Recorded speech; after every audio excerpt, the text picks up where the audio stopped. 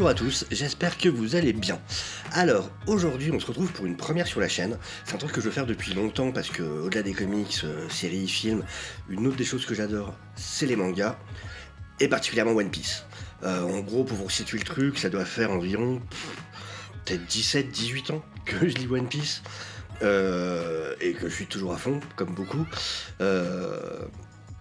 Oda, bravo, c'est juste incroyable l'aventure qu'il nous fait vivre. Et là, évidemment, alors cette semaine particulièrement, du coup, j'ai eu envie d'enfin m'y mettre. Parce que bah voilà, il y a 2 semaines, on nous a laissé sur un énorme cliffhanger dont on se doute de certaines des répercussions, mais du coup, ça va être la confirmation ou non aujourd'hui. Donc le scan vient de sortir. Alors effectivement, c'est pas encore la version officielle, que je vous conseille quand même de lire quand elle sortira dimanche sur le site de Shonen Jump, parce que du coup, ce sera la traduction officielle.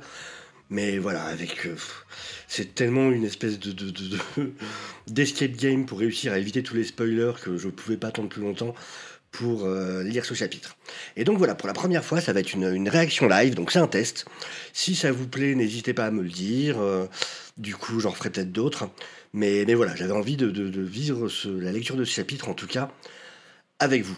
Donc, on va s'y mettre tout de suite. Donc déjà, pour rappeler quand même, donc la semaine dernière, Kaido a encore une fois, mais cette fois ça avait l'air assez définitif, battu Luffy qui est arrivé vraiment à la limite de ses possibles utilisations de gear, donc il n'a plus aucune énergie. Là, Zunisha dit entendre enfin les tambours de la victoire. Luffy rit d'une manière, donc Nika Nika qui n'est pas son chichi habituel, ce qui laisse à penser qu'il y a une transformation. Nika, on y revient, le dieu du soleil, je pense que vous connaissez le bail. Donc voilà, on va tout de suite s'attaquer à ce chapitre, j'en peux plus d'attendre, j'ai évité les spoilers, mais alors là, j'en peux plus. Alors, on commence avec la mini-aventure, et ça c'est tellement cool d'avoir repris enfin les vraies mini-aventures qui racontent quelque chose, donc toujours avec les frères de Sanji. Alors, Cold-Blooded, le voyage de sang-froid du Germa 66. Mama est en dehors sur les flots. Commençons les recherches. Et on les voit tous les deux, du coup, cloués dans le fameux livre d'un des fils qui lui permet de capturer des êtres vivants. On voit qu'il y a Oven derrière, plusieurs des enfants. Alors, c'est là que les tentacules, je suis pas sûr qu'on l'ait déjà vu. Mais bon, on voit qu'en tout cas, ils se préparent à les torturer. Évidemment, les frangins s'en fichent, parce que de toute façon, ils n'ont pas d'émotion. On voit celui de droite qui est en train de se marrer. Ok, alors, on commence ce chapitre, enfin. J'en pouvais plus d'attendre. On voit Zunisha. Oula, alors déjà, première case, une pulsation qui résonne.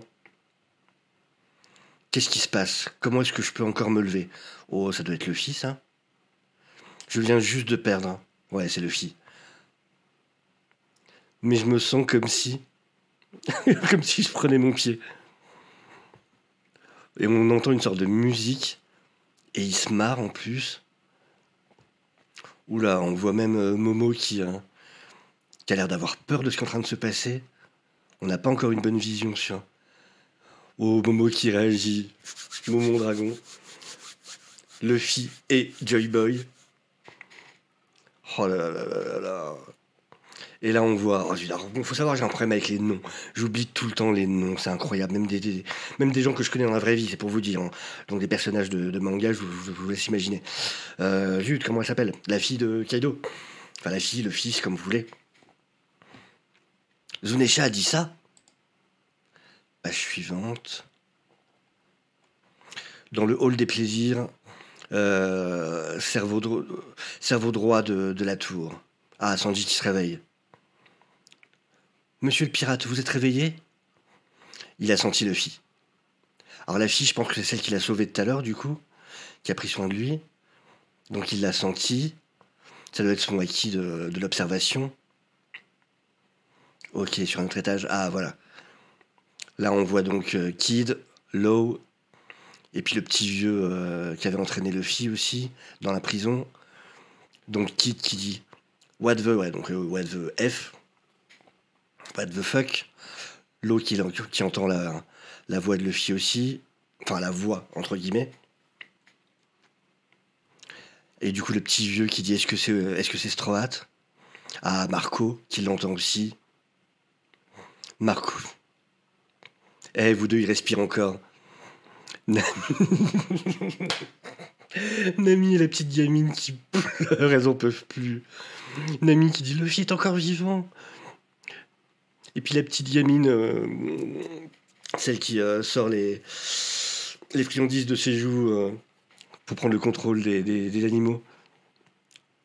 Tu dois aller bien, hein, grand frère.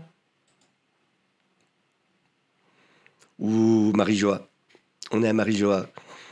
Violiland, la terre sacrée Marijoa. Nous avons sacrifié un de nos meilleurs agents et nous avons enragé Kaido. On est dans la tour de Pangaea. Est-ce que nous sommes sûrs de nos priorités? Un autre qui lui répond ça pourrait être mieux que l'alternative. C'est impératif que nous réglions quelque chose d'aussi problématique.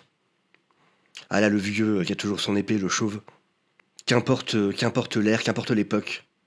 Le gouvernement mondial a toujours échoué à acquérir le Gomu Gomu. Donc c'était bien Gomu Gomu, le fruit qu'il voulait depuis le départ. D'accord, donc là c'est confirmé, c'était vraiment celui-là. Même après 800 ans à essayer. Ah ouais, donc ça a été pourri par Shanks quand ils avaient vraiment failli l'avoir. Et c'est pour ça qu'ils avaient envoyé un agent zut. Je vous dis les noms, mais c'est incroyable. Je vais bosser ça. Comme celui, le boss final dans l'arc de Enies Lobby. Lucci, Rob Lucci. Évidemment, Rob Lucci. C'est comme si le fruit lui-même s'évade. Eh bien, ce n'est pas impossible. Tous les Zoan, donc confirmation que c'est un Zoan. Donc c'est bien ce fruit-là dont ils ont changé le nom pour dissimuler son véritable nom. Tous les Zoan ont une volonté, ont leur volonté propre. Et celui-ci porte le nom d'un dieu. Ok, donc, ça veut dire que ça doit être un fruit humain version dieu, un peu comme le Bouddha de Sengoku. Après tout, le fruit du Gomu Gomu. Modèle Nika. Alors attends, c'est pas un fruit humain? Ah non, j'ai loupé une case. Après tout, le Gomu Gomu est en réalité un Zoan mythique.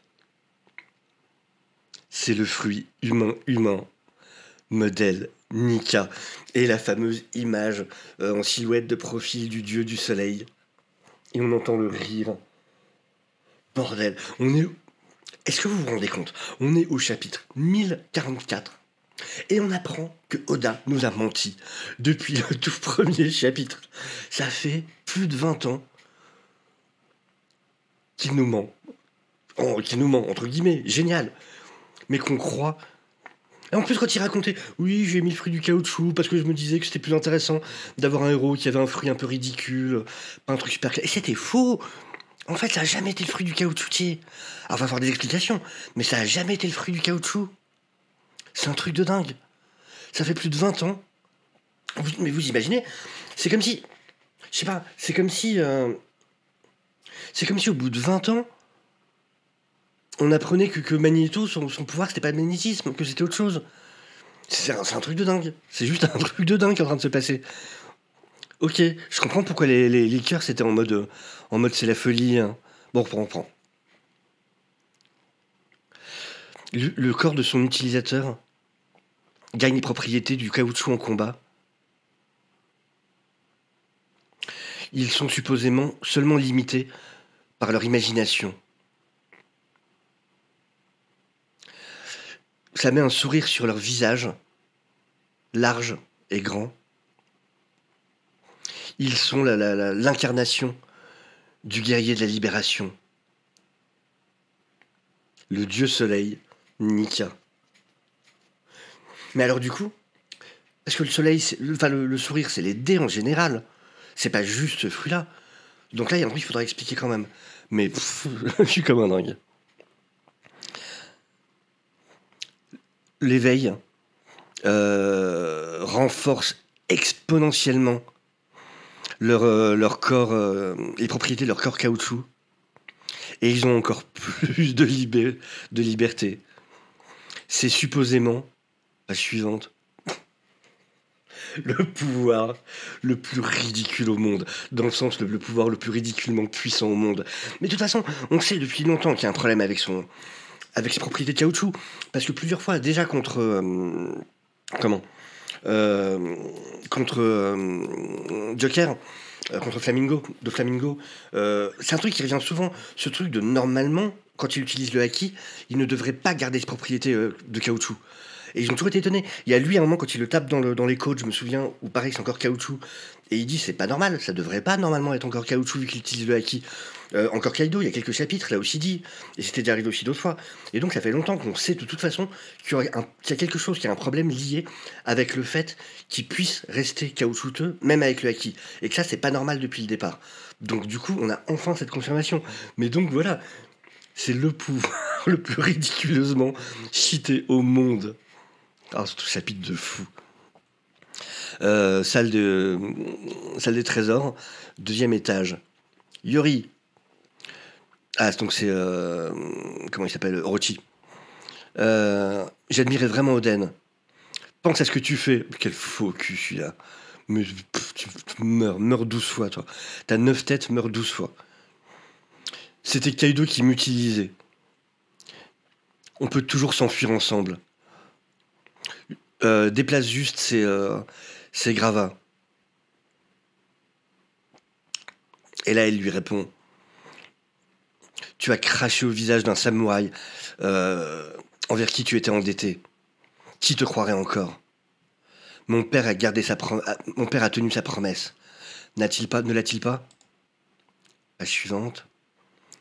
Il a dansé comme un fou pour 5 longues années parce qu'il pensait que toi et Kaido, vous honoreriez votre arrangement secret et que vous libéreriez Wano.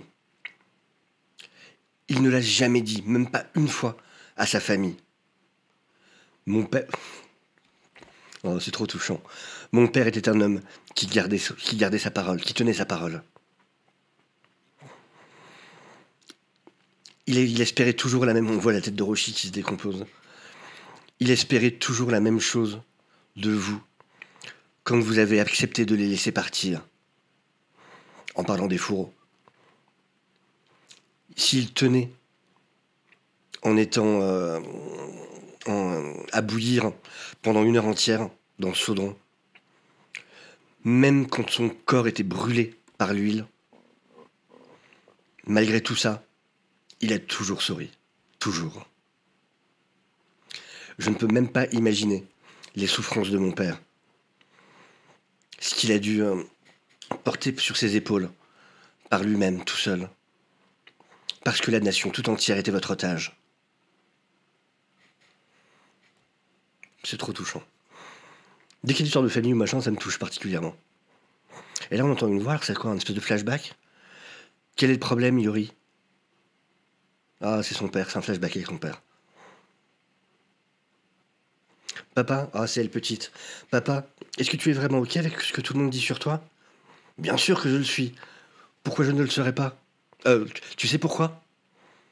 Parce que je vous ai vous. Et la petite qui lui répond: vraiment? Alors je promets que je serai toujours là pour toi. Ah, c'est trop touchant. Première réaction live, je vais pas verser une larme maintenant. Et là, c'est Orochi. Ah oui, j'ai toujours dit que Koden était un samouraï génial, incroyable. En tant que shogun, je peux m'assurer que sa legacy, son héritage, soit reconnu. Ton père, et là elle fait tomber son masque.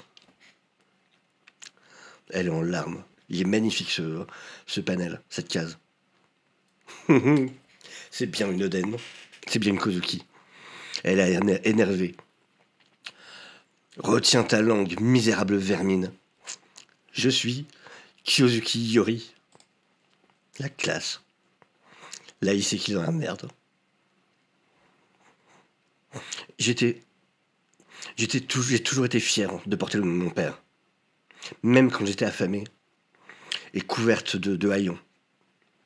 Toi, d'un autre côté, tu n'as jamais eu une seule trace d'honneur. Chaque jour où tu as été shogun était un jour de trop. Et comme chaque jour passé, de plus en plus de vies étaient perdues. La Orochi qui lui dit « Attends, stop! Ne fais pas quelque chose que tu pourrais regretter. Chercher revanche est une idéologie datée, tu sais. En plus, me tuer ne fera aucune différence. Kaido restera toujours imbattable. » Et là, on voit la petite entité qui avait créé le traître des 9 fourreaux. Orochi-sama, j'ai échoué. Kanjuro. Et donc Orochi lui demande, est-ce que c'est toi, Kanjuro? Et l'entité lui répond, c'est cette entité enflammée, hein. C'est aussi loin que je peux aller. Orochi qui lui dit, ton timing est impeccable. C'est la scène idéale pour ta véritable performance finale. Brûle cette femme jusqu'aux cendres. Vas-y, prends-la. Wahahaha. La revanche loupée d'une misérable. 20 ans, qui lui aura pris 20 ans.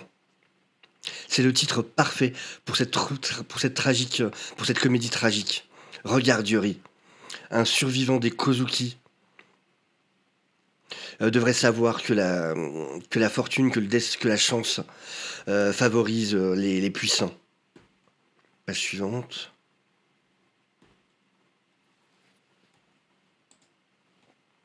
Vite. Orochi-sama, c'est le mauvais chemin. À la Zoro, il se trompe de côté et il va brûler Orochi. Et du coup, c'est Orochi qui se fait cramer. Je pense que ça va être la vraie fin d'Orochi cette fois. Et là, donc, elle dit l'aube viendra. Orochi, Kanjuro, espèce d'idiot. Yori, sève-moi, ça brûle. Et là, elle lui dit le clan Kozuki a toujours gardé ses promesses. Retour sur le toit. Et là, on voit toujours le Luffy en silhouette. On l'a pas encore vraiment vu. Toujours le Luffy en silhouette. J'ai l'impression que tout est possible maintenant. Je peux continuer à me battre un peu plus longtemps. Mon rythme cardiaque, mes battements de cœur, sounds funny, sont drôles à entendre, font un drôle de bruit. C'est mon summum. C'est mon Gear 5. Oh là là, on tourne la page. On retourne sur Kaido, des éclairs noirs qui viennent du plafond, de là où est Luffy. Tout le monde lève la tête. Et là, Kaido s'arrête, toujours en dragon. Qu'est-ce que c'est que ça? What the hell is that? C'est sur le toit?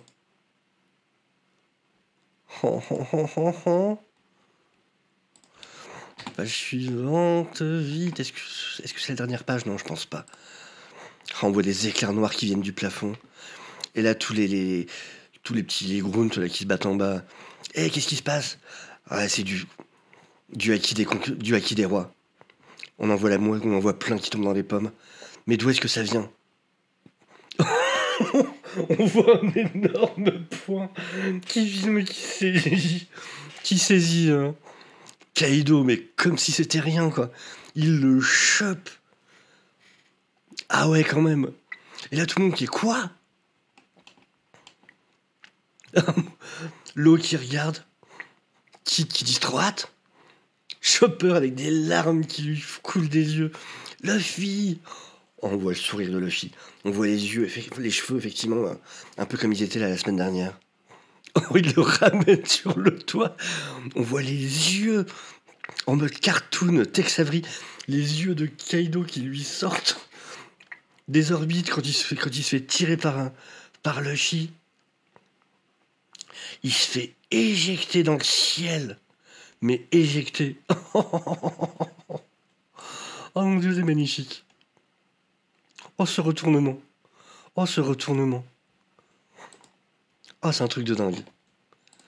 Vite, vite, vite. Page suivante.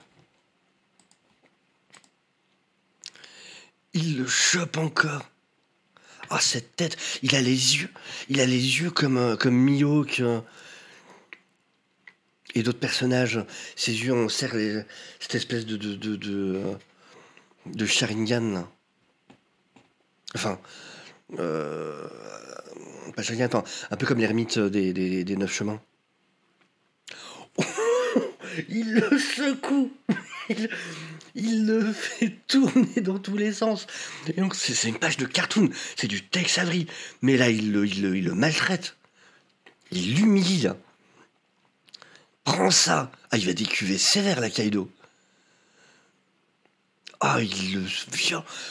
Oh, puis alors là, il le tape d'un côté et de l'autre. Mais il le traite mais comme une daube. Ah, il est en train de le bousiller, quoi.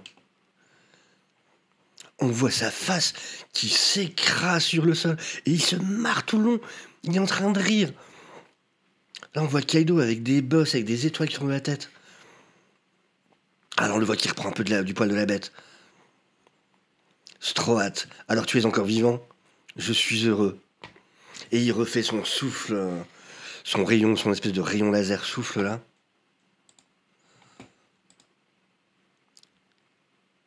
Oh, c'est la dernière page. C'est la dernière page. Il se marre pendant que le rayon arrive sur lui. Et mais c'est complètement du Tex Avery. Et juste là, donc il se marre. Il est sur le sol, il rigole pendant que le rayon arrive. Là, il le voit alors qu'il est juste devant lui. Il y a encore les yeux qui lui sortent des orbites, la langue toute droite. Vraiment, c'est le loup de Tex Avery quand il voit l'espèce de danseuse. Il chope le sol, il le transforme. Il transforme le sol en caoutchouc. En fait, c'est ça, ça devient enfin, ça devient une espèce de personnage de dessin animé, en fait, avec son nouveau pouvoir. Il fait ce qu'il veut. Il soulève le sol pour bloquer le rayon. Oh, il est baraque, les bras qu'il a. Et il baraque quasiment comme dans la version Nightmare. Ça lui renvoie le rayon. En fait, il transforme en caoutchouc, il récupère le rayon, et il doit faire un espèce de mouvement comme ça, et il lui rebalance, il s'en sert comme d'une raquette, en fait. Oui, ça le reprend dans la gueule, il en peut plus, il est éclaté de rire, il est en mode facepalm, c'est magnifique cette image. Il est en mode facepalm, et il se marre juste. Et c'est Gear 5, il a cette espèce de nuage autour de lui, un peu comme dans les images de certains dieux japonais, comme ça. Et ses cheveux, on dirait des flammes. Bah, le soleil, quoi. Ah, c'est ouf. Pardon. Kaido qui lui dit pardon. Pardon à propos de cet idiot d'avant, en parlant du mec du CP0. Je voulais pas gagner comme ça. Et là, Luffy. T'en fais pas. Avec un énorme sourire. T'en fais pas. Maintenant. Finissons-en. Oh là là là là là là là là. La bataille atteint son climax, atteint son final. Prochain numéro, couverture et une double page couleur. Il y aura une double page couleur. Pas de pause la semaine prochaine. Oh, ce chapitre de dingue, En gros, c'est ça. Luffy, donc en dieu du soleil, ça devient une sorte de The Mask. En tout cas, pas vraiment The Mask, mais ça devient un personnage de cartoon, quoi. Une sorte de Spider... comment il s'appelle le Spider-Ham, Spider-Cochon. Enfin, c'est un personnage de cartoon. Vraiment, et puis en plus, il a l'air d'agir et de réagir comme un personnage de cartoon. Et du coup, c'est un espèce de truc, c'est un peu dans le monde d'Acme, quoi, où tout est possible, un peu à la Bugs Bunny ou tout ça, où du coup, il peut transformer ce qui l'entoure comme il le veut, se servir des éléments, enfin... Et il se marre tout le long, c'est ça, c'est devenu un personnage de cartoon. Mais du coup, avec le manque de limite d'un personnage de cartoon où lui ne peut pas vraiment être blessé, même quand il l'est pas vraiment. C'est-à-dire, il va être réduit à être en 2 dimensions, mais il peut tout de suite, tu sais, suffit qu'il souffle et il redevient normal. Enfin, j'ai l'impression que vraiment c'est le principe de départ sur lequel est parti Oda. Lui donner quelque part le pouvoir, le même type de pouvoir qu'un personnage de cartoon à l'ancienne. Et c'est génial, c'est juste un truc de fou. Mais c'est énorme, vraiment que ce chapitre est dingue. Ah ouais, mais vraiment, je crois que mon moment préféré, c'est quand même tout le moment où il maltraite Kaido. Où déjà il va le choper à l'étage d'en dessous, il le lance en l'air, ensuite il le chope, il le tourne dans tous les sens, et là il le tape d'un côté et de l'autre. C'est cinglé. Mais vraiment tout le jeu, surtout le jeu sur les yeux, il y a beaucoup de jeux où on voit les yeux en plusieurs fois. Et ça c'est vraiment, mais typiquement du Tex Avery. C'est du... c'est du... ouais, c'est le loup dans Tex Avery, quoi. Mais, oh là là, c'est dingue. Bon, enfin voilà. Je veux pas que ça dure trop longtemps non plus. Bon, en tout cas, bah, ouais, j'ai adoré ce chapitre. Vivement, vivement, vivement la suite. Si la vidéo vous a plu, si vous n'êtes pas abonné, n'hésitez pas. Je fais du contenu qui tourne autour des comics pour apporter des connaissances comics à tous ceux qui apprécient les films et séries. Euh, je parle aussi évidemment des séries, Moon Knight très bientôt par exemple, certains films. Voilà, likez la vidéo si elle vous a plu. Euh, et puis voilà, bah écoutez, je vous souhaite à tous une excellente journée, une excellente semaine. J'espère à bientôt et au revoir.